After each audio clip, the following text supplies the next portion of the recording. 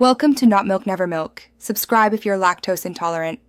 You begin by clarifying purpose and constraints so your collection is useful. This matters more than random scraping.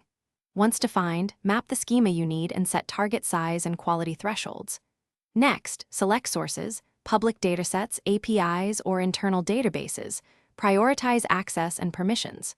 Start a simple proof pull of 101,000 records to validate schema and access. Make sure to log credentials, endpoints, and sample results so you can iterate quickly without repeating setup work. You now build the pipeline to collect and clean data reliably. Implement API pagination and respect rate limits with exponential backoff. This prevents blocks. Once ingested, run automated validations for types, ranges, duplicates, and missing values to catch errors early.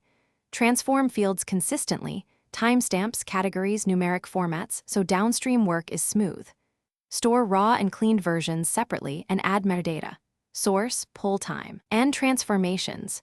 This lets you reprocess if requirements change or a bug is found.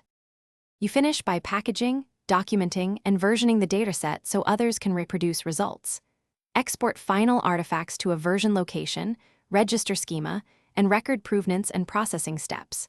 Share access controls and sample queries for consumers. Once done, validate with a small model or analysis to ensure utility.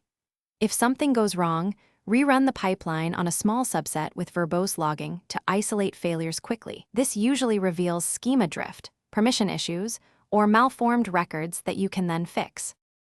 Thanks for watching. If this was helpful, leave a like and consider subscribing. See you next time.